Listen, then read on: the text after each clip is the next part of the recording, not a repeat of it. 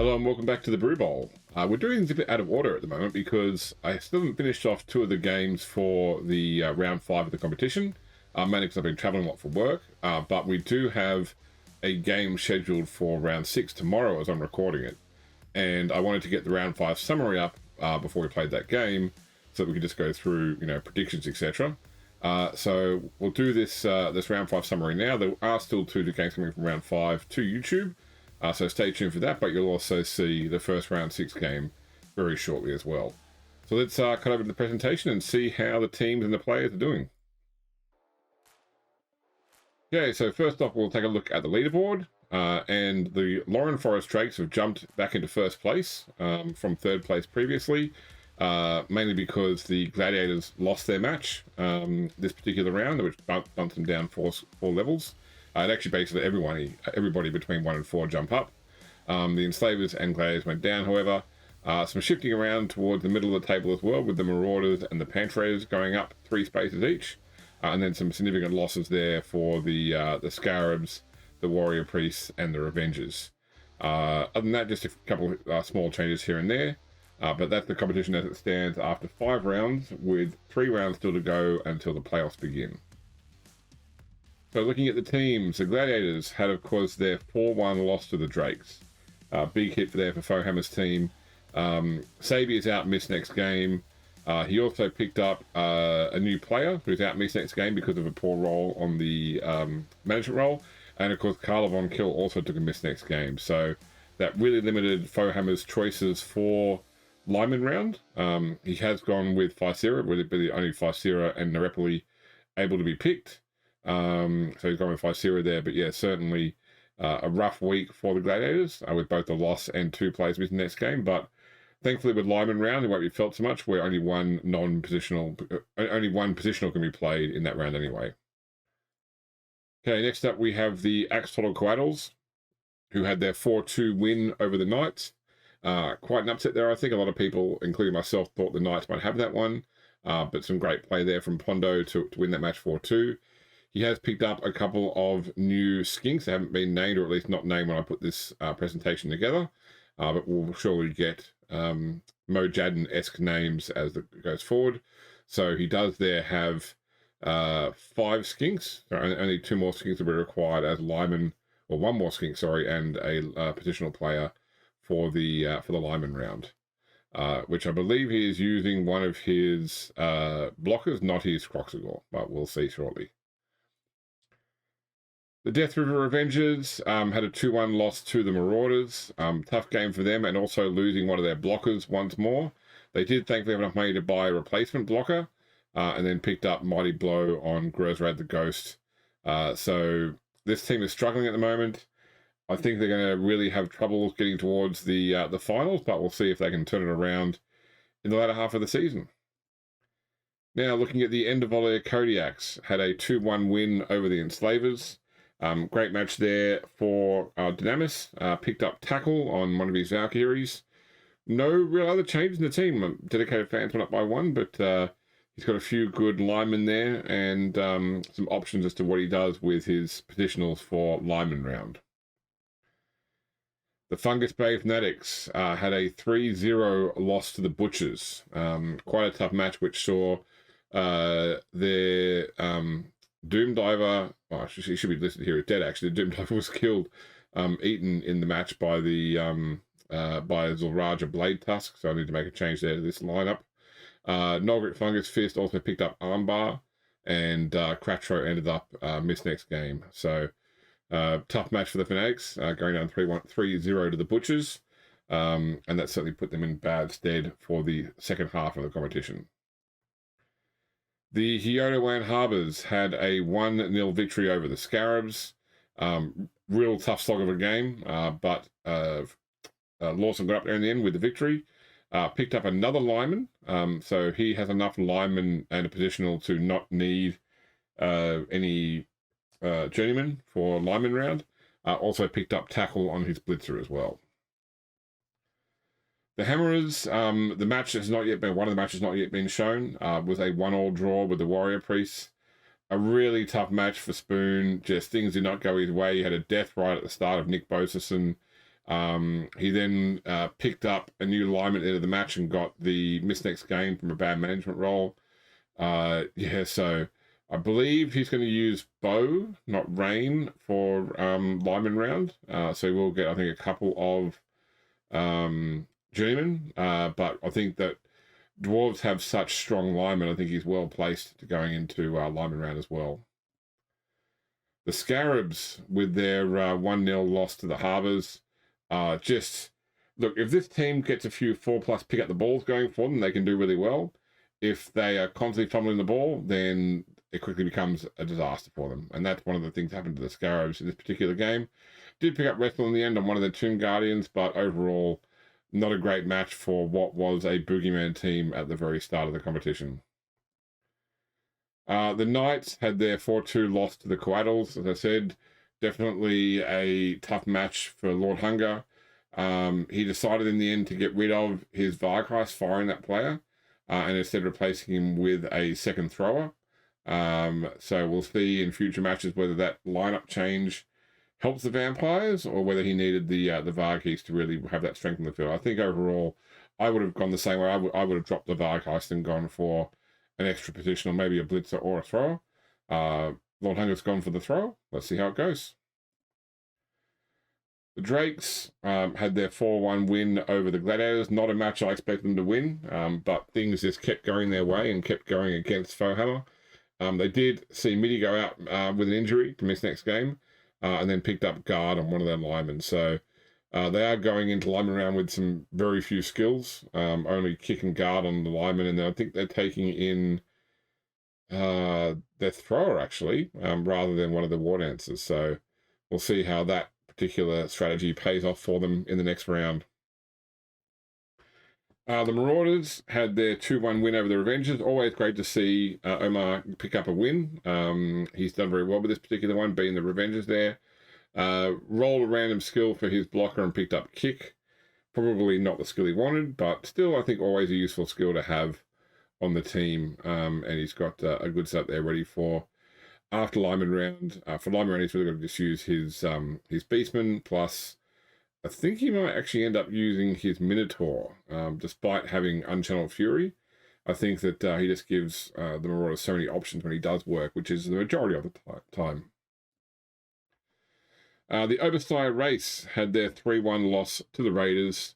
Not much to see here, really. Picked up Dirty Player on one of their linemen. But yeah, this is a team which is just struggling in the competition, and I really don't see they will. I don't see them reaching the playoffs at all. So I think we'll continue to see the race in the bottom of the table. And will they be back for another season? I don't know at this point in time. I've been thoroughly unimpressed with the race so far. Butchers had their 3-0 win over the Fanatics, which was a great game, brutal on both sides. One of their Bloodseekers took a miss next game. They were finally able to afford to replace the Bloodseeker which left previously. So they may end up taking their Corn Gore into lineman round with their former orders and pick up some journeymen. But yeah, great game for the Scravell Butchers, and maybe we'll see them start to rise through the ranks again like they did last season. The Slow to Get Panther Raiders had their 3-1 win over the Wraiths. Took a serious injury on Kydroot Longbranch and picked up guard on the other treeman. So they do have options now for lineman round. That's what they do. I think probably the treeman is more likely than the Casher or the Hefty. But we will see. They have this interesting sort of setup of lots of secondary skills where they're quite expensive now for what they actually are, and probably incongruous with how much of a threat halflings actually are. I think that they are right now overpriced just because of all those secondary skills, and it's probably hurting them quite a bit in the rankings. The Warpstone Enslavers, AP's team, took the 2-1 loss to the Kodiaks. Rady Savage is out for a match. Did pick up Dauntless on Dawn Michaels. I think that Dawn Michaels is going to be the player for lineman round, along with those line rats. So, we'll see if speed on speed is what they need to win matches against the Hammers in this case. And we'll talk about that in just a moment. The V-Spot Warrior Priests had their 1-1 draw with the Hammerers. As I mentioned before, definitely a rough match for Spoon.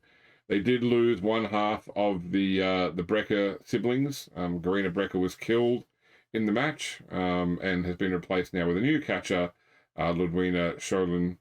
Although, you know, as I said, that brother-sister combination of Garina and Greeno Brecker is now being broken up.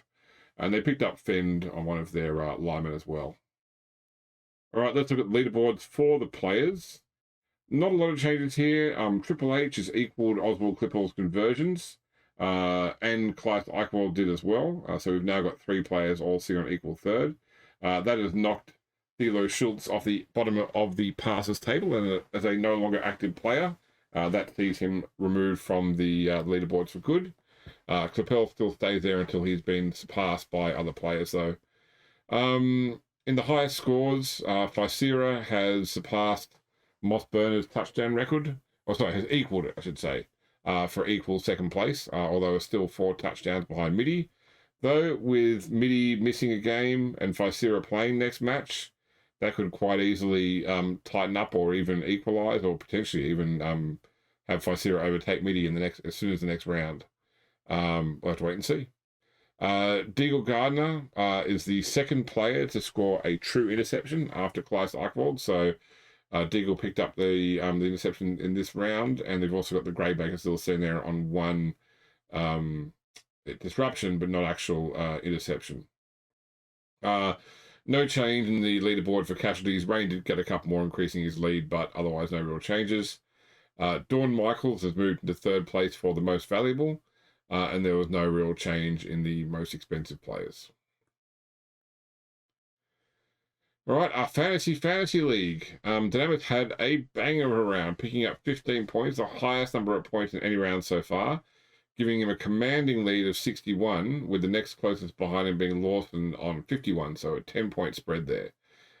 Can still be caught up in 1 in the remaining rounds to go, but yeah, Dynamics really sort of getting some great luck and some great skill with his picks there as to which players to have on his fantasy team. But still plenty more rounds to go, so we'll see how they end up after the competition is done. Let's look ahead to round 6. So first off, we have the Drakes playing the Kodiaks. They are both sitting at a score of 9.6, equal to each other on tour play. So yeah, this match could go either way. As I said, I think it's going to be Dade, their thrower for the Drakes, up against one of the Ulfina, one of the Valkyries. I don't remember what they was picked in the end, but yeah, they are sitting right now at equal scores. And so it's going to come down to plays, dice rolls as to how they actually do. Then we've got the Quaddles versus the Harbours. Once again, equal scores, 7.8 for both in tour play. So I think that Pondo ended up picking one of his Saurus blockers. I don't remember which player Lawson picked, but it is recorded on tour play if you want to go and have a look to see which players will actually play and not play in the round. So it could be a very interesting match, I think, for those 2 players. One match we did not expect to see was the Marauders versus the Gladiators. Actually, a very close score on paper, 9.7 for the Marauders, 10.0 for the Gladiators. I was pretty expecting to see the Hammerers go up against the Gladiators, but I think it had something to do with, we think it has something to do maybe with for and against standing, not for and against standing, sorry, home and away standings in terms of which fields they played on, because along with trying to balance making sure players don't play each other again, making sure that higher ranked people play higher ranked people, it also tries to make sure that everybody gets an equal as possible number of home games and away games. And so we had this upset where the Marauders are playing the Gladiators, and then the Hammerers are playing the Enslavers. And there's quite a big spread on the Hammerers to the Enslavers, 10.9 for the Hammerers on tour play, 8.5 for the Enslavers. So with that game coming up tomorrow, I have to say I do think that the Hammerers have a great shot in that one. Maybe AP will get very lucky with the ball and where it lands and getting a fast player in there. But otherwise, I think that Spoon has a definite advantage in this round with all those linemen. For the back half of round 6, the Raiders are taking on the Scarabs. Once again, big difference here. Raiders at 8.4, Scarabs at 11.4. It's going to come down once again to the ability of the Scarabs to pick up the ball. Can they grab the ball and run on the field, or are they going to fumble it the whole time and give the Raiders a chance to run in, grab it, and score? We'll have to wait and see. The Butchers are taking on the Knights. The Butchers here at 10.6, Knights at 8.0, so the stats definitely play with the Butchers. Yeah, I think that look, Mike, or Lord Hunger's a very good player. I think that now that he's got rid of his Vargheist, he might have the right formula for his team. So even though I'd love to see the Butchers win again, I think we'll be Lord Hunger winning this one. Then we've got the Revengers Warrior Priest. The Revengers on 8.6, Warrior Priest on 9.2. Close match, humans versus orcs. It is a classic Blood Bowl matchup.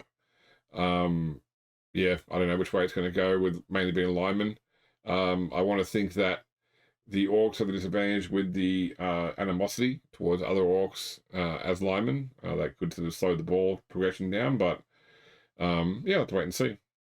And then finally, the Fanatics versus the Wraiths. Fanatics sitting at 8.5, Wraiths at 8.4.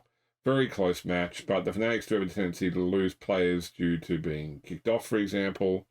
Things that would otherwise inflate their value to an unrealistic level. I think that maybe the race could get lucky here if there's a fast turnover of the ball, either from a score or something else, and potentially pull ahead in this match, but time will tell how they do. And that is the end of the presentation. So let me flick back to my video and say to you that, yep, we do have some more matches coming up. So stay tuned on YouTube for the final 2 matches of round 5, but also tomorrow we should see the first match of round 6. So a bit out of order. Just wait and see. Obviously, we hope that you'll enjoy them all anyway. And I've finished my work travel for now, so we should be able to get back into round 6 pretty heavily once everything is set up and running. So thanks for watching. Thanks for joining us here on YouTube. We'll be back very soon with more matches. We will see you next time.